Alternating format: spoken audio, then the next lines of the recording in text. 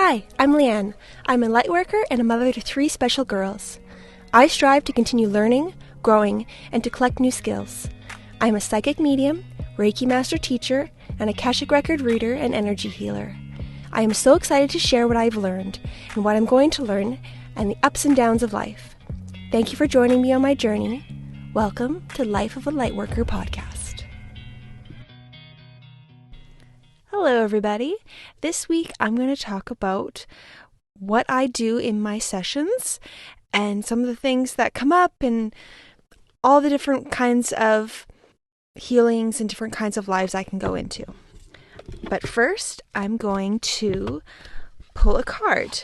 I was drawn to the Rebecca Campbell Work Your Light Oracle cards. I'm going to take a minute and shuffle with the intention that I'm going to pull a card that the audience needs to hear right now. I had too many cards. I had 3 cards pop out. Let's see. Is it one of these cards? Yes. Okay. I have 1 card now. Keepers of the Earth. You are not alone. Ancient ancestors stand beside you. Reading into the card, I get the strong sense of connection. It is the relationship between the earth, the beings living on it, and the moon, and how we are all working together.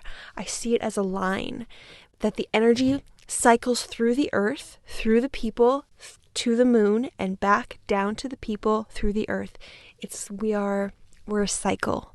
We are connected, and we are processing both the earth and the moon energies at the same time and letting it go through us to heal us. And we are connecting it, completing the circuit between the earth and the moon in the way that we're working together. And the more that we lean into the earth and connecting to the earth, connecting to the animals, connecting to the moon, the stronger the circuit becomes, and the more connected we feel to everything. And just for fun, I'm looking at the book as well, and it's page 100, which I love.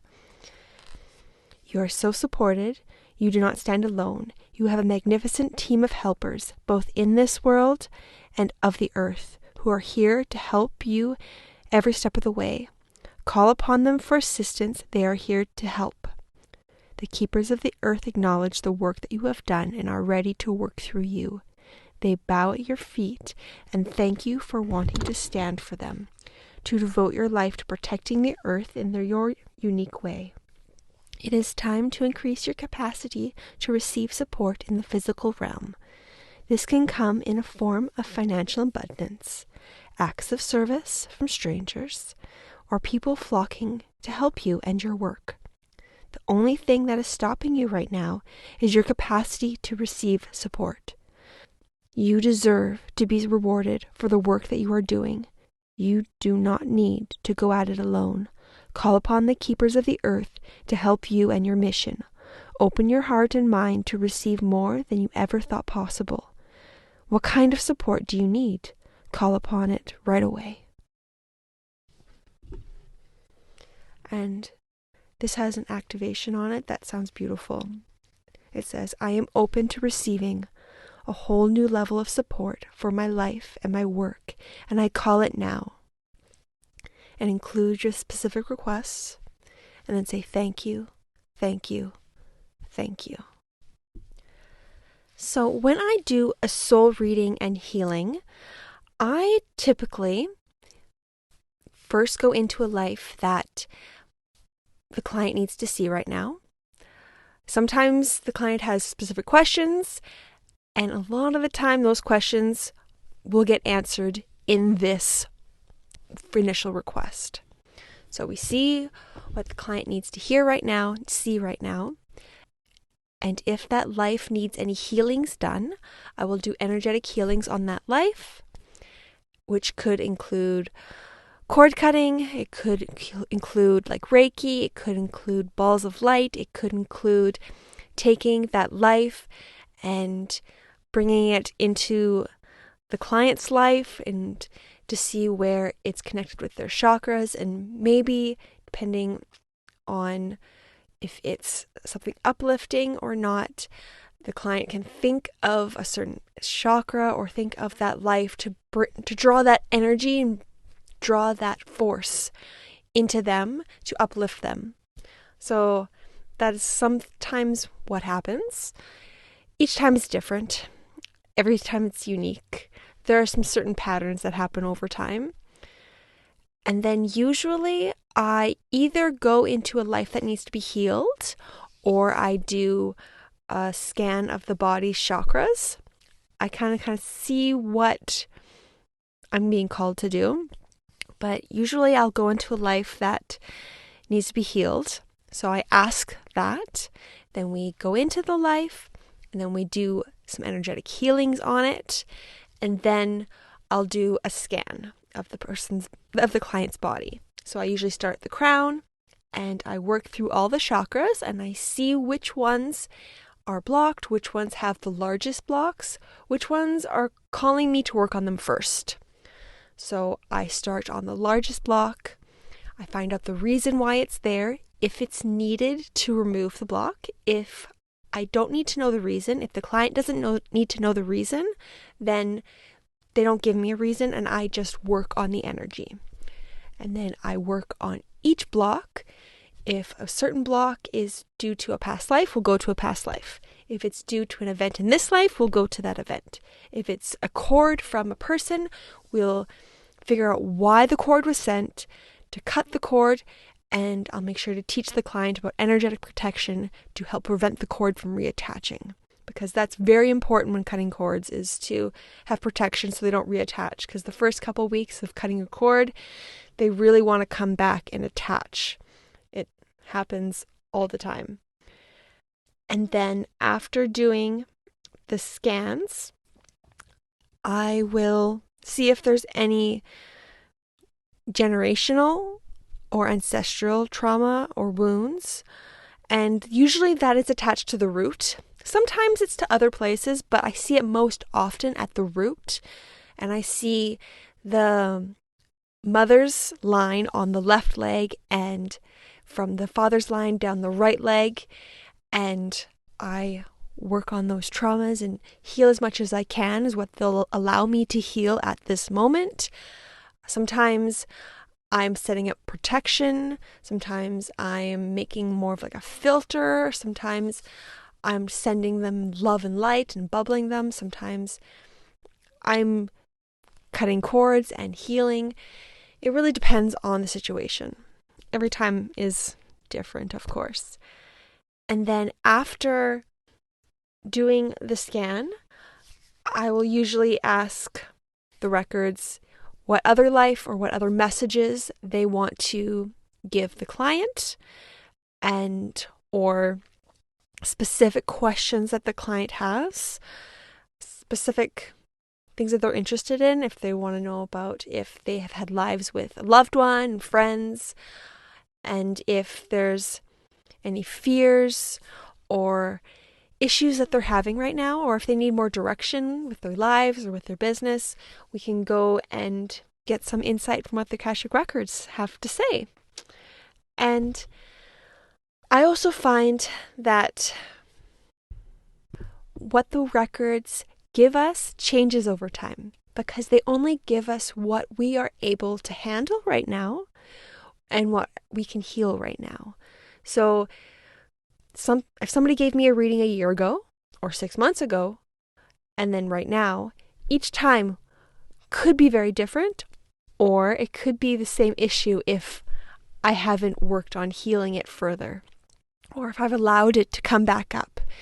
But lots of times you take one layer away, and then the other layer might take a little bit of time to work its way to the surface for it to be healed. And then that gets healed, pulled away, and then another layer comes up to be worked on.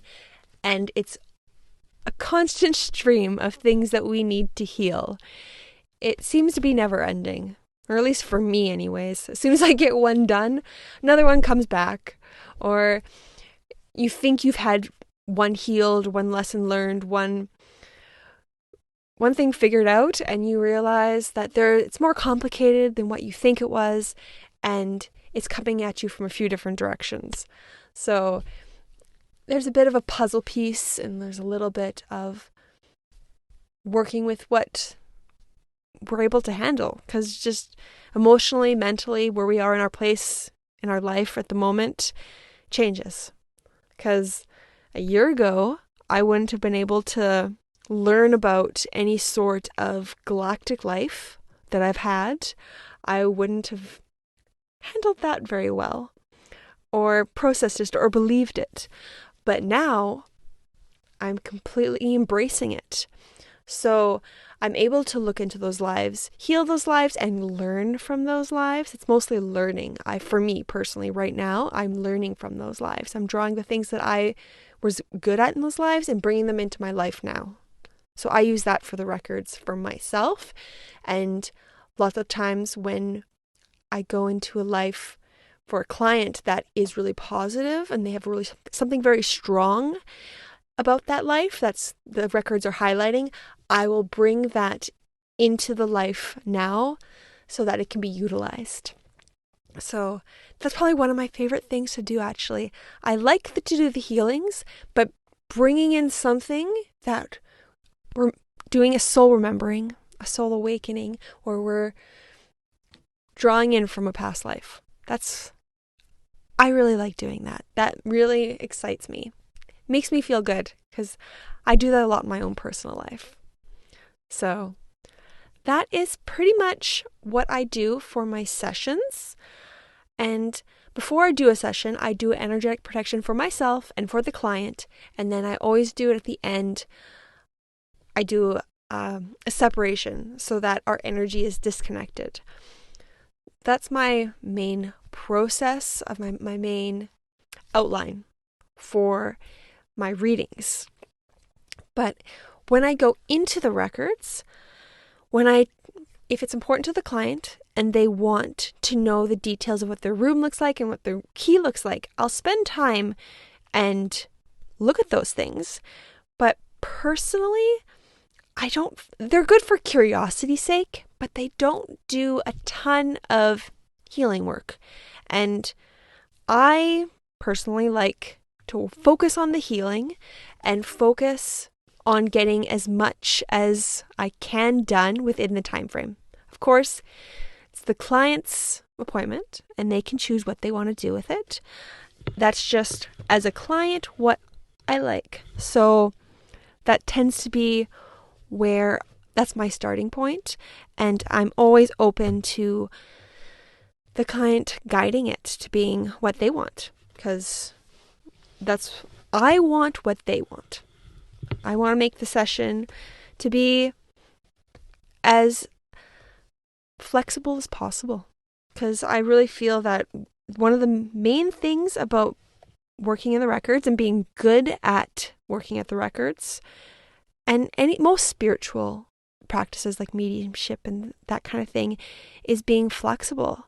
Because when you're too rigid, you're not open to the ways that the spirit and that the universe can communicate with you and guide you, because each time is going to be different. If you're inflexible and unwilling to do anything different, you're going to miss out on a lot of the amazing things that they have to show us.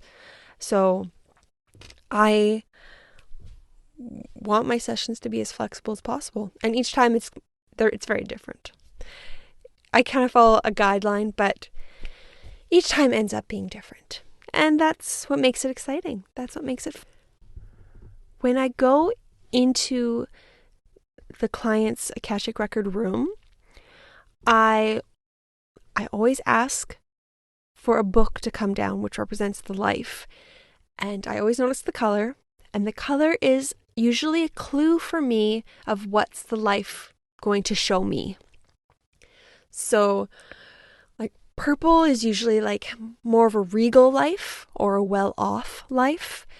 Green usually is someone who's connected to the earth. They're spending a lot of time outside. Usually when I see green, I come into a moment of the person's life where they're in a field or they're in a forest, has to have there's a lot of greenery around, and it's always kind of these little clues. And when I go into the life, I ask lots of questions. I ask, what does the client need to see right now? How does this affect their life now? How is it connected to their life? Do they have any messages, or how can they heal what needs to be healed? How can they learn the lesson they need to learn? How can they implement it into their life now? And I usually ask a few times, how can they implement it into their life? What are some ideas for them to work on this, depending on what I'm receiving. And at this point, I always ask if the client has any questions, because that helps me a lot, asking questions in the records as well to help clarify. And that is typically what a session looks like from my end, from what I'm doing. And one thing that might be weird, but knowing a lot of psychics and mediums and people that are intuitive, when you're connected, it's usually most of the people look away or look down. They don't look at the person that they're doing the reading on, because you're connecting to something else and not them. And it's a lot easier to look away. Like, I find just looking at the blank wall helps me connect and visualize and see all the things that I need to see. So that is one thing that some people might think is kind of weird, but I try my best when I'm talking to the person to look in the camera and look at them and talk to them. So hopefully you'll know that I'm either talking to the Akashic Records or if I'm talking to you specifically. So sometimes I ask the questions in my head, but I'm trying to get into the habit of saying it out loud so that the client knows what questions I'm asking, so I don't have to repeat the question to the client instead of in the records and then the client, just doing it out loud so everyone hears it at the same time. So that's something I'm working on right now. I'm trying to change that habit and that pattern. You know, it takes time. But yeah, that's what a reading typically looks like for me. Yeah, and how the clairs that I typically use, sight has typically always been my strongest one. So my third eye, my clairvoyance was always my strongest one. Lately, my clear feeling and clear knowing has been coming out a lot stronger.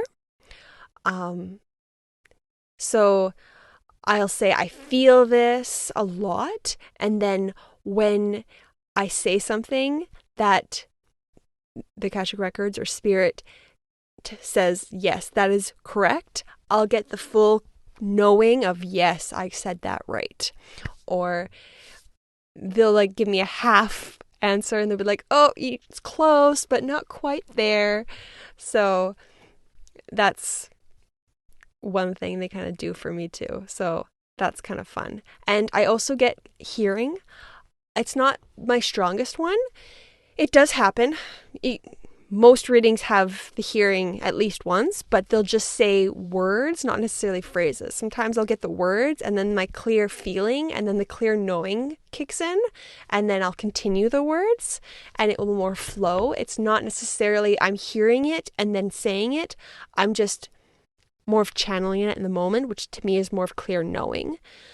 And I'll get the phrases and words pop in once in a while. But I find it really funny when I hear the words, lots of times it's sayings or songs that are either silly or cheesy or kind of ridiculous. So that's something that they've been doing for a long time, and it hasn't stopped. They usually send me something pretty cheesy that is sometimes hard to say, or it's embarrassing to say, but I say it anyways and just kind of like, all right, this is a little silly, but anyways, they said this, it means this. So It's just the way Spirit has chosen to work with me, and that's fine. Sometimes they like to challenge me with, say this, please. So I do my best to say everything that comes to mind. I try my hardest not to hold back and try my hardest not to have my filter be open, closed, or my filter to be working. I want to be as clear as possible, and hopefully with the knowledge that I've accumulated, I can communicate what needs to be communicated in a manner that makes Spirit feel that it has been communicated clearly and the recipient can understand what I'm saying. And one thing about the live readings opposed to a written reading is that you can feel the energy in the moment, and even if I'm not explaining it quite right, it's almost like you feel the energy and it just makes sense and you understand it, even though not all the words are coming out in the way that it's makes sense, or if that has any understanding. It kind of reminds me of when you have a thought in your head and you can't find the exact words to explain it to its full extent. That is what it is like. So, all right, so thank you everybody for listening. I hope everybody has a great week. If you would like to visit my website's www.spruceenergyhealing.com. And then on Facebook, Instagram, and YouTube, it's Spruce Energy Healing. And you can also email me, spruceenergyhealing@gmail.com. If you have any questions or just want to say hi, please contact me. I would love to hear from you. Thank you so much for listening.